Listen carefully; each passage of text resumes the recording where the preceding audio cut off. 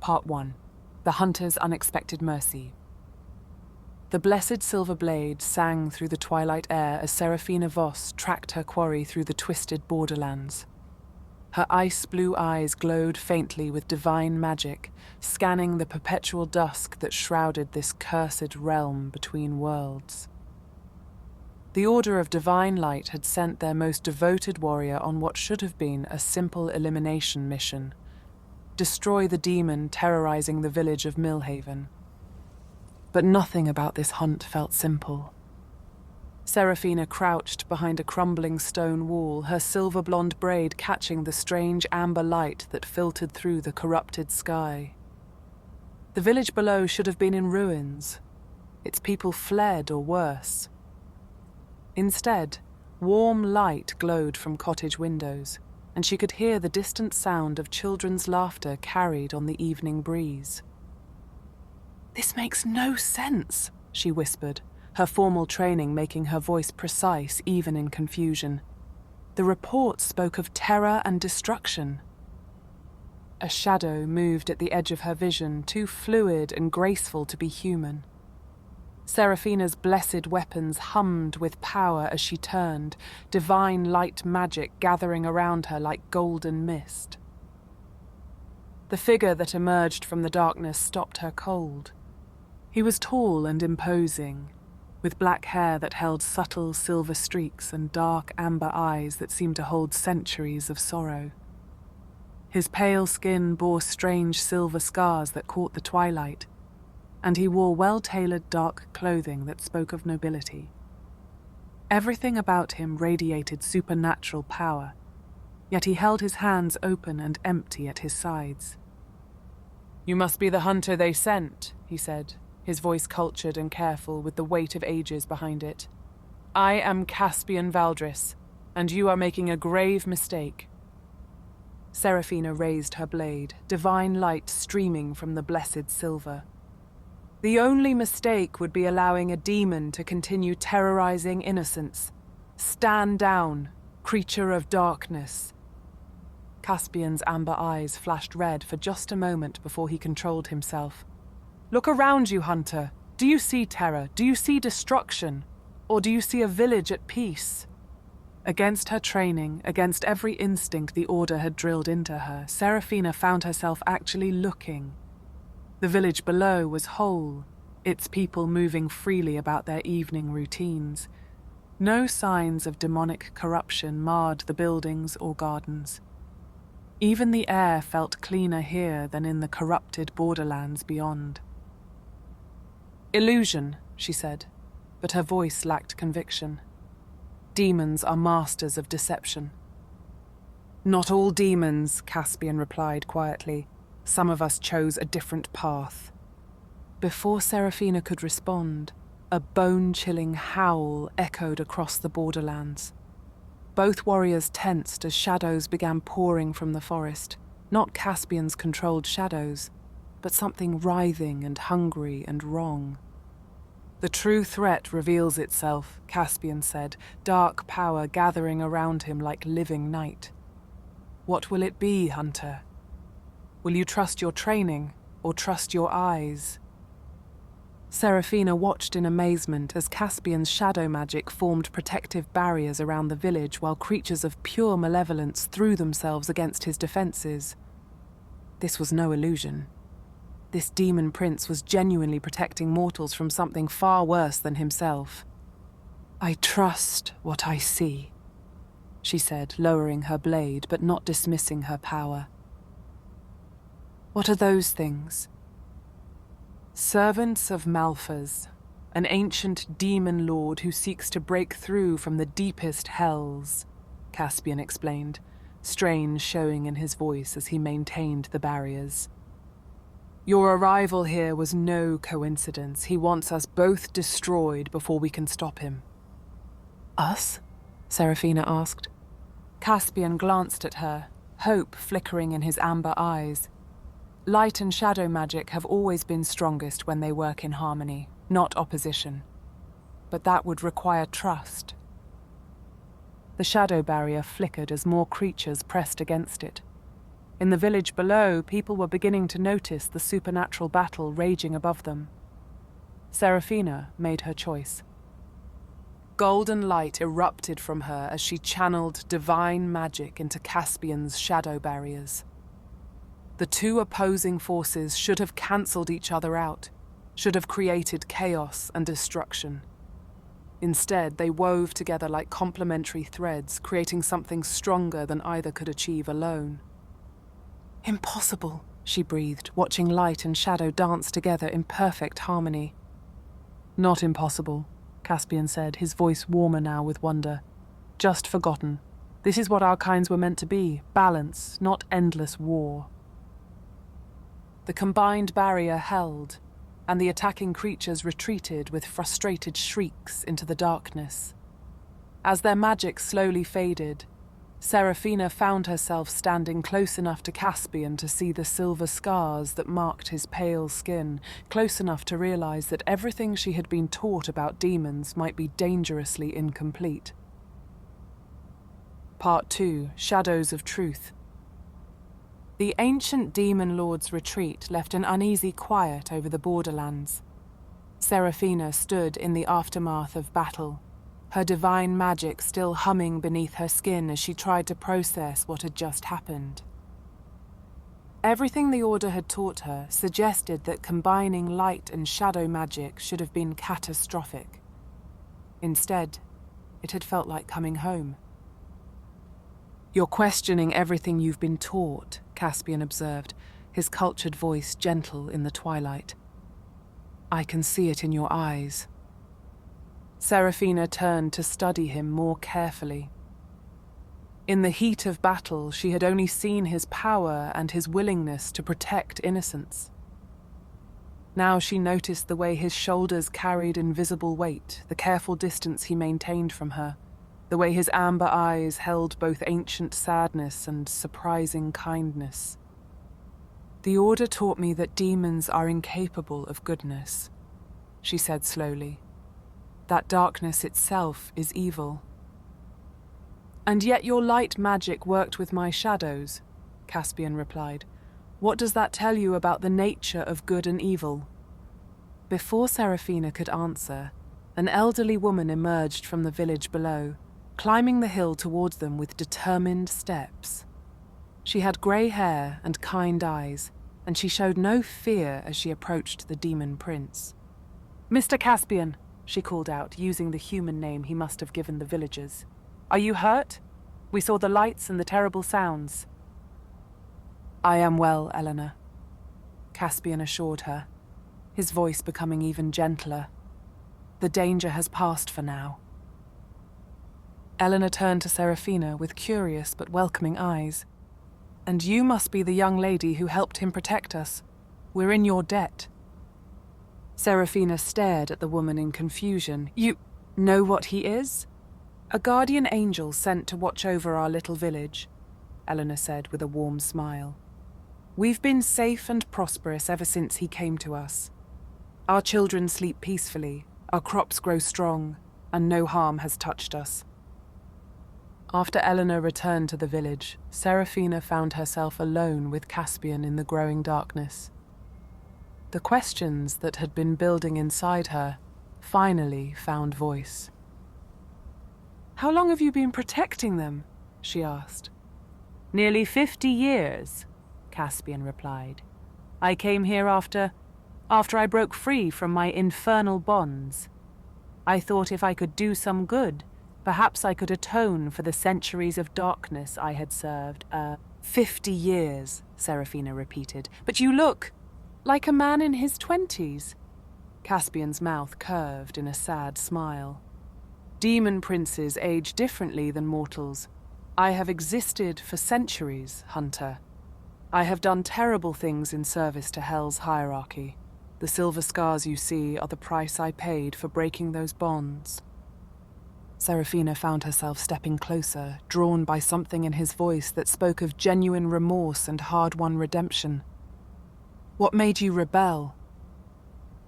Caspian was quiet for a long moment, staring out at the village lights below. "I was ordered to massacre a village much like this one, Children playing, families gathering for their evening meal, lovers walking hand in hand under the stars. And I realized that what hell called righteousness was simply cruelty for its own sake. "So you refused?" Serafina said softly. "I refused," Caspian confirmed. "And I have spent the last 2 centuries learning that protection can be more powerful than destruction, that shadows can shelter as well as conceal." Serafina felt something shift in her chest, a loosening of certainties she had held since childhood.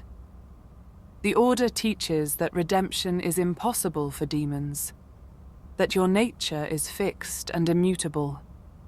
Perhaps the Order has never met a demon who tried to change, Caspian suggested. Or perhaps they fear what it might mean if they acknowledged that darkness and light could coexist. A comfortable silence fell between them as they stood watching over the peaceful village. Serafina found herself acutely aware of Caspian's presence beside her. The way shadows seemed to flow around him like living things, the careful control he maintained over his immense power, the gentleness in his amber eyes when he looked at her. "I should return to the cathedral fortress," she said, though the words felt hollow. "Report to my superiors about Malthus and the threat he poses." "You should," Caspian agreed. "But will you tell them about tonight? About what we accomplished together?" Serafina met his gaze and felt her world shift again. "I don't know if they would believe me," she said quietly. "I'm not sure I believe it myself." "The evidence of your own experience carries more weight than the teachings of others," Caspian said quietly. "Trust what you felt when our magic worked in harmony.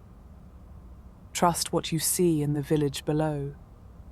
As if summoned by his words, the sound of evening bells drifted up from Millhaven, calling the villagers to their peaceful rest. Serafina realized that for the first time in her life, she was truly questioning the absolute truths the Order had given her. And the man beside her, demon prince or guardian angel, was the catalyst for that transformation. Part 3. The Sanctuary of Understanding. The next morning brought no word from the cathedral fortress, though Serafina had sent her preliminary report about the ancient demon threat. She found herself reluctant to leave the Borderlands, telling herself it was tactical wisdom. Malthus would surely return, and she needed to understand this new threat fully. The truth was more complicated. She was beginning to understand that her reluctance had everything to do with the reformed demon prince who had challenged everything she thought she knew about good and evil. "You seem troubled," Caspian observed as they walked the perimeter of the village together.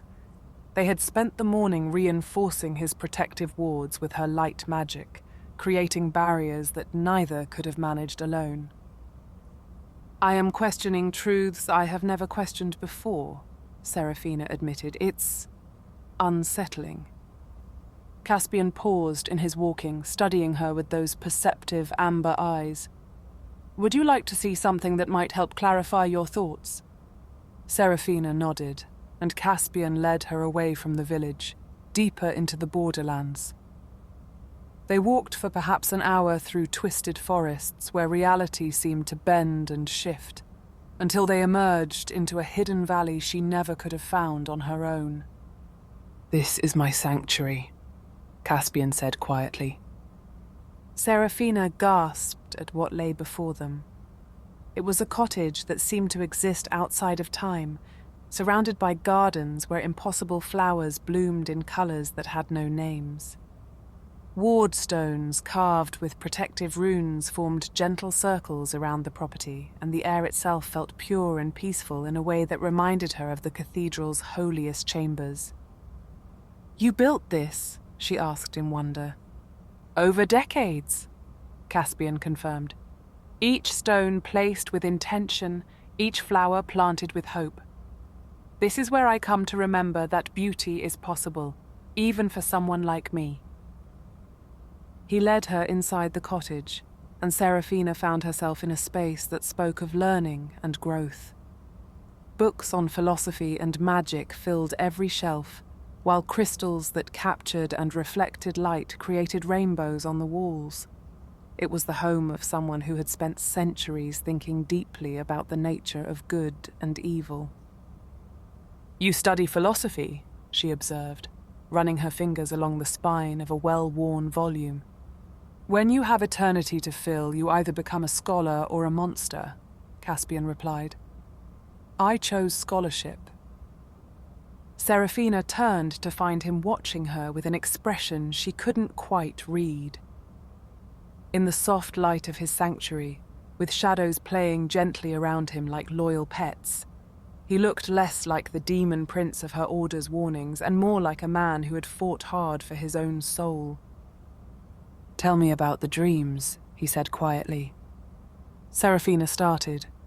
"What dreams?"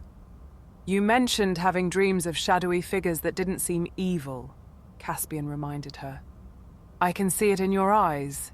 You've been having them for some time." Serafina sat down heavily in one of his comfortable chairs, finally giving voice to the visions that had haunted her for months.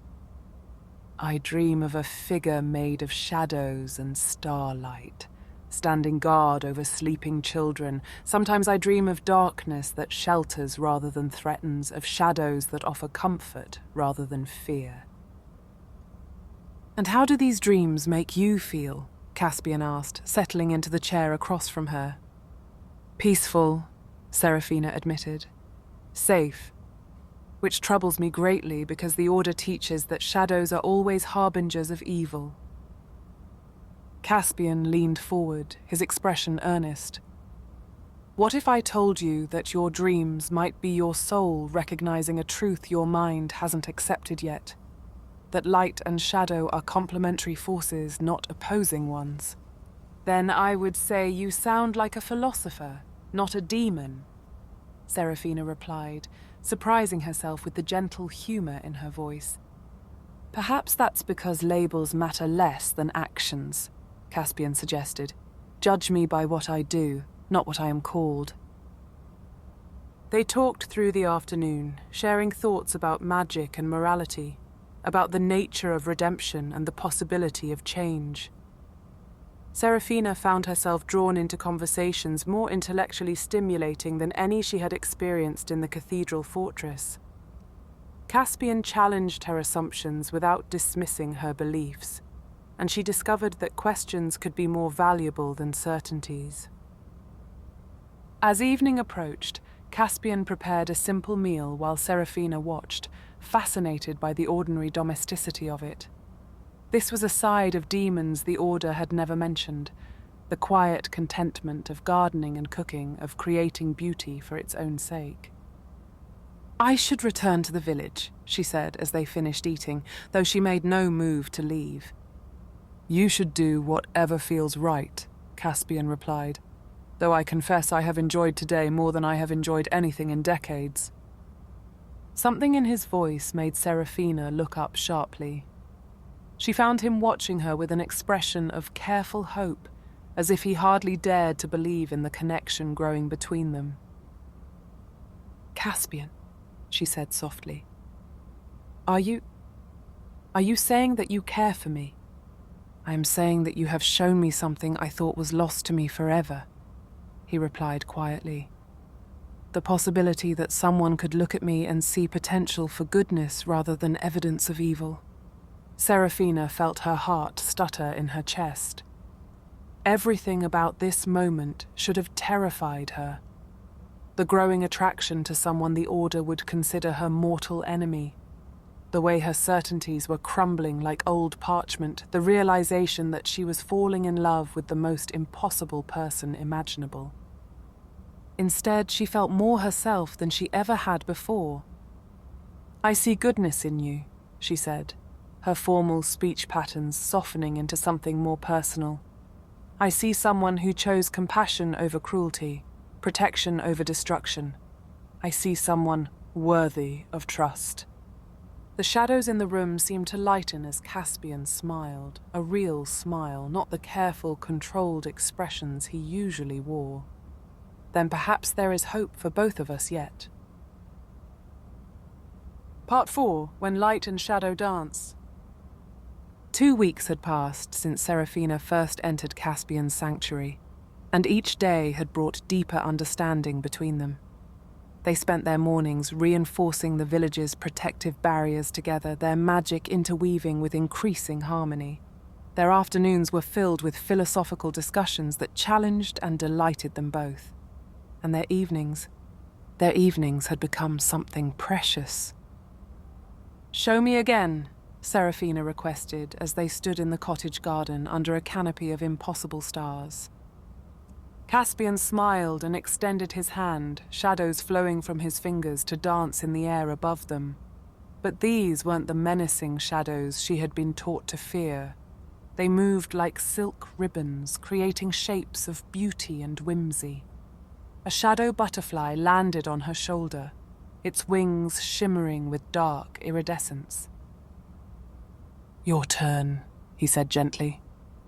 Serafina called her light magic forward, but instead of the harsh, judgmental radiance she had always channeled, she let it flow soft and warm. Golden streams of light wove between Caspian's shadows, and together they created something that took her breath away, a dance of illumination and mystery that was more beautiful than either could have achieved alone.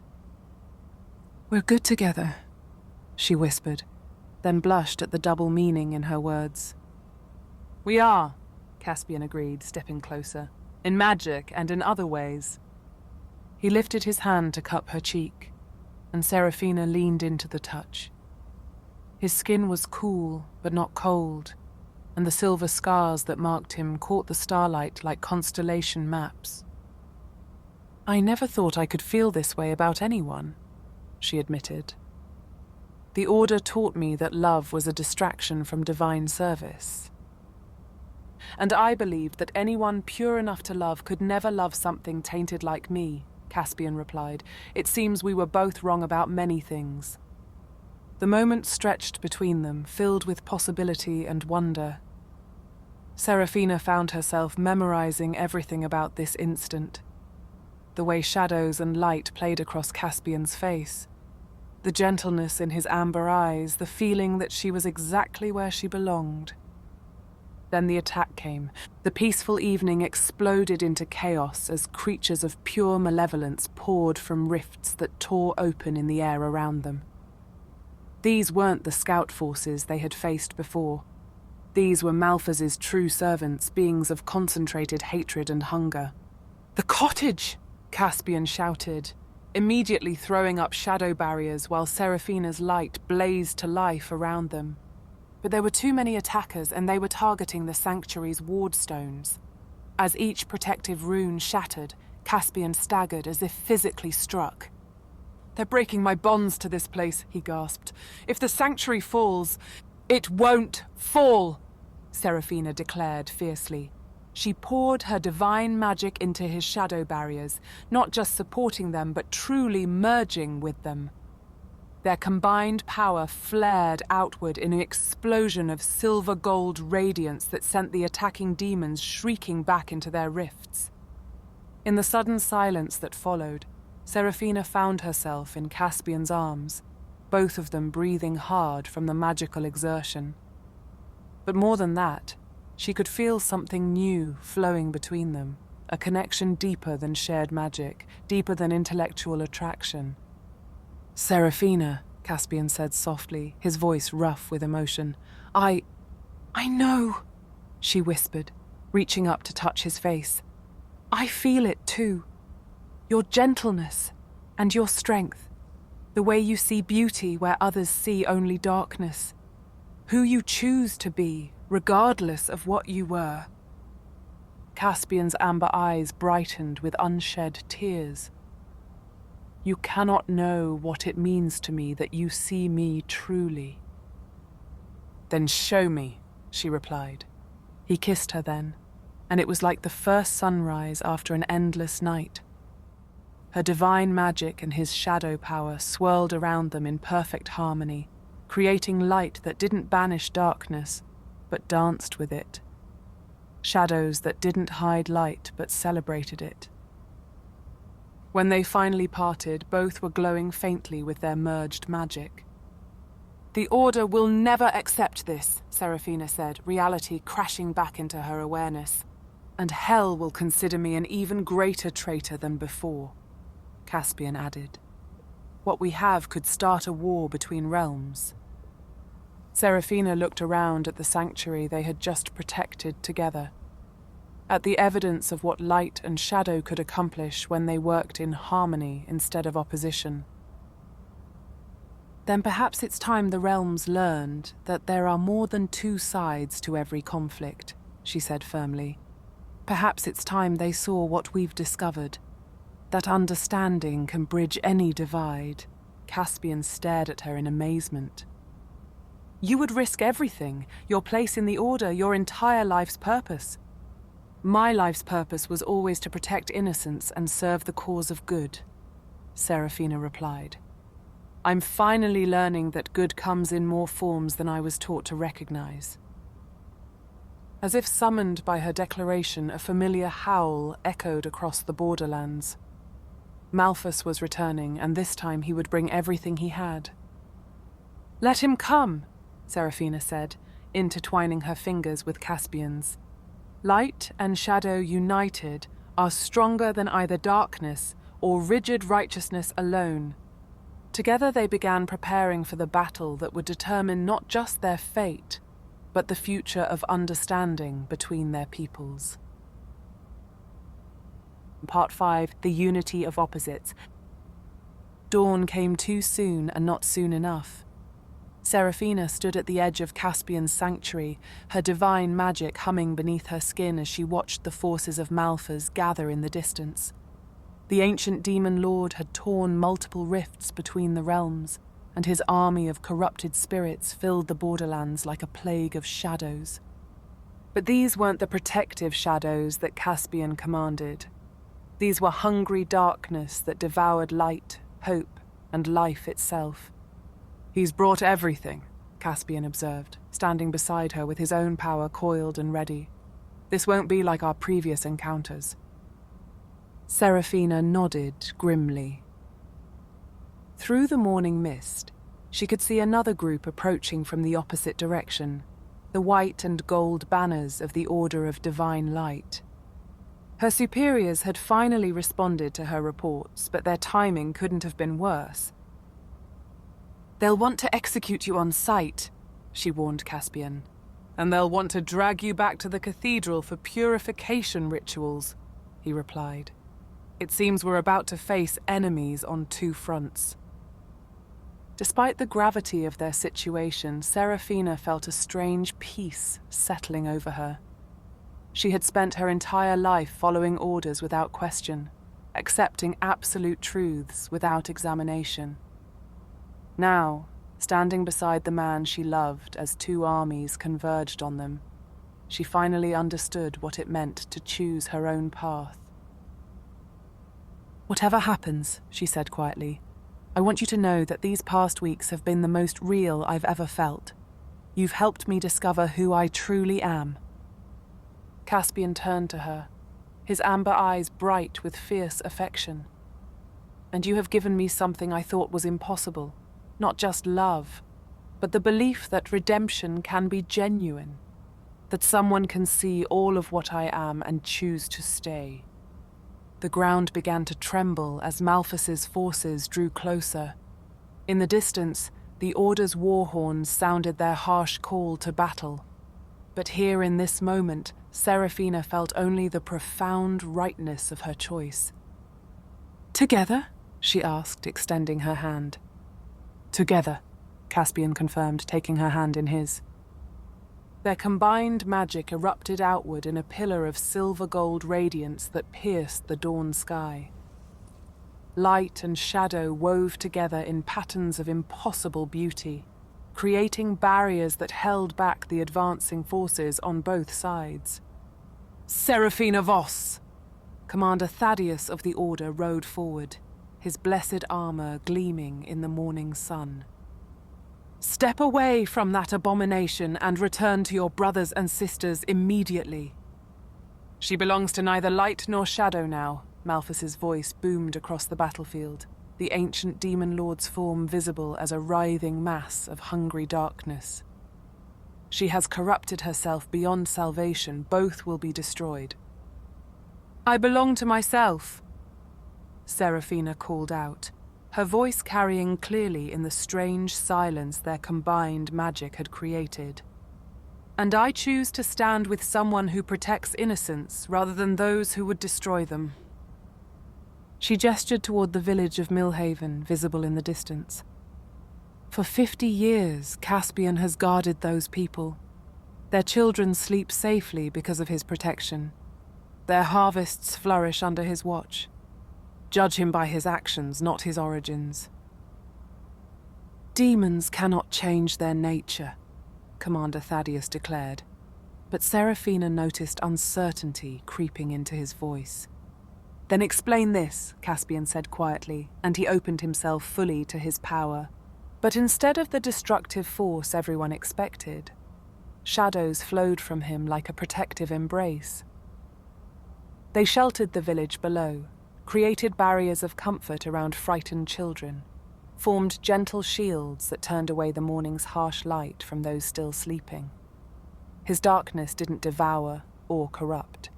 It nurtured and protected.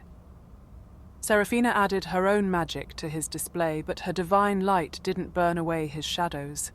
Instead, it danced with them, highlighting their beauty, creating warmth where they brought coolness, adding illumination where they provided mystery. This is what we discovered, she called out to both armies. Light and shadow are not enemies, they are partners.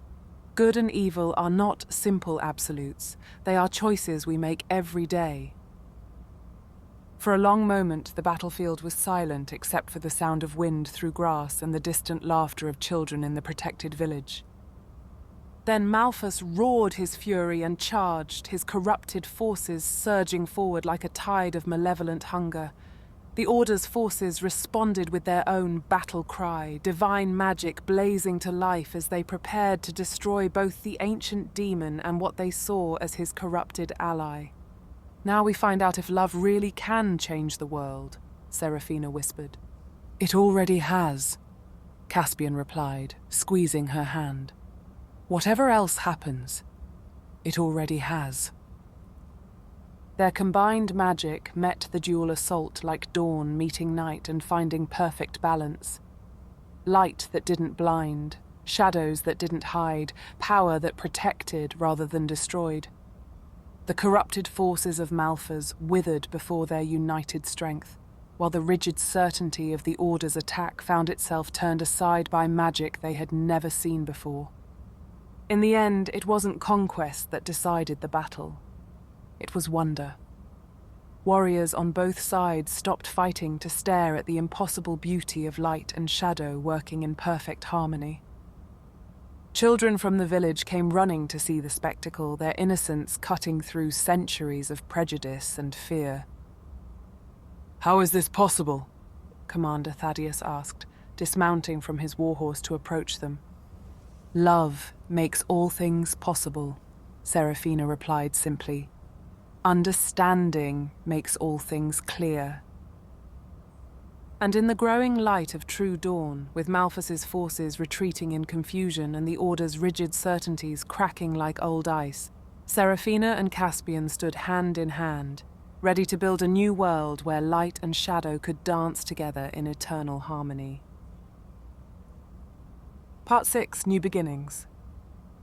6 months had passed since the battle that changed everything.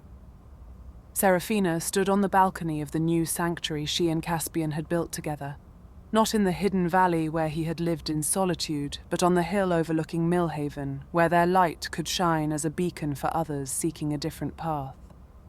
The building itself was a marvel of cooperation between opposing forces. Walls of white stone were traced with veins of gleaming obsidian, creating patterns that seemed to shift between light and shadow depending on the viewer's perspective. Windows designed to capture both sunlight and moonbeams filled the interior with illumination that was never harsh, never stark, but always warm and welcoming. The delegation from the Celestial Court arrives tomorrow, Caspian said, joining her on the balcony with 2 cups of the herbal tea they had developed together, a blend that somehow tasted like sunshine and starlight. And the Shadow Lord's representatives the day after, Seraphina added, accepting her cup gratefully. Do you think they'll actually listen to our proposals? Caspian smiled, the expression so much more open and joyful than the careful control he had maintained when they first met.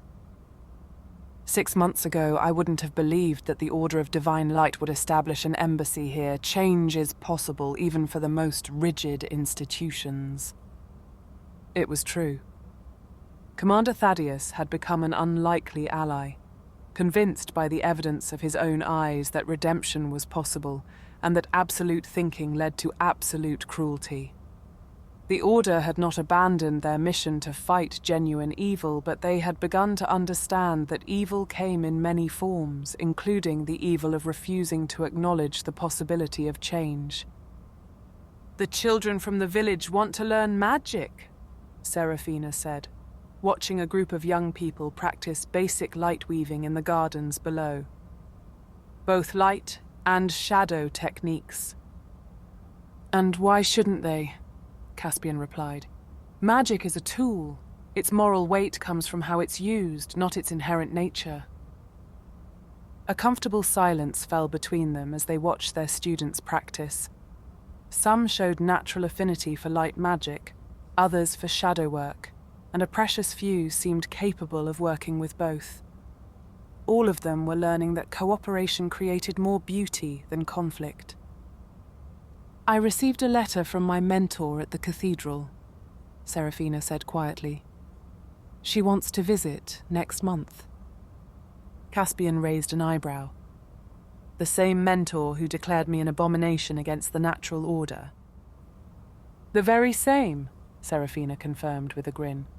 Apparently she's begun having dreams of her own, visions of light and shadow working together to heal rather than harm. And how do you feel about that? Caspian asked, setting down his cup to take her hands in his. Seraphina considered the question seriously. Hopeful, nervous, excited, a little terrified. She looked up into his amber eyes, seeing the same mix of emotions reflected there. The same way I feel about everything these days. Everything? Caspian inquired with gentle humor. Well, Seraphina said, stepping closer to him. Perhaps not everything. Some things I'm completely certain about. Such as... I'm certain that I love you, she said simply. I'm certain that you love me. I'm certain that what we've built together is worth protecting and nurturing. I'm certain that our future will be complicated and wonderful and completely unlike anything either of us expected. Caspian cupped her face in his scarred hands, his touch gentle despite the immense power he commanded. I am certain of those things too. And I am certain that whatever challenges come, we'll face them together. He kissed her then, and their magic responded instinctively, light and shadow swirling around them in patterns of joy and contentment. 6 months of working together had taught them to blend their powers without conscious thought, to complement and enhance each other's abilities through love and understanding. The village is planning a celebration for our anniversary, Caspian murmured against her lips. Our anniversary? Seraphina asked. The day we first worked together, the day everything changed. Caspian's smile was soft with memory. Eleanor has been organizing it for weeks. Apparently, the entire Borderlands wants to commemorate the moment light and shadow learn to dance. Seraphina laughed, the sound bright with happiness. A year ago, I would have said that was impossible. A demon and a demon hunter, celebrating together instead of trying to destroy each other. A year ago, we were different people, Caspian pointed out. We've both grown into something neither of us expected to become. And what have we become? Seraphina asked, genuinely curious about his perspective. Caspian was quiet for a moment, considering. Partners, he said finally. Not in the way our respective peoples meant when they spoke of alliances or treaties. Partners in the truest sense, two individuals who choose each other every day, who build something beautiful together while remaining whole and complete on their own. I like that, Serafina said, settling into his arms as the sun began to set over their sanctuary. Partners in creating a world where understanding matters more than tradition, where love matters more than fear. As the first stars appeared in the darkening sky, their light mixed with the gentle shadows of evening, Serafina felt a deep peace settle over her. The future stretched ahead of them, uncertain but full of possibility.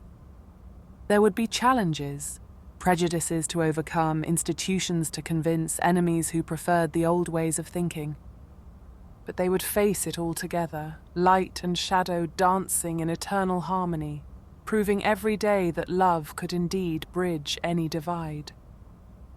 In the distance, the evening bells of Millhaven began to ring, calling the villagers to their peaceful rest. And high above them on the hill, two lovers who had transformed enemies into partners stood watch over the world they were helping to change, one choice, one understanding, one dance of light and shadow at a time.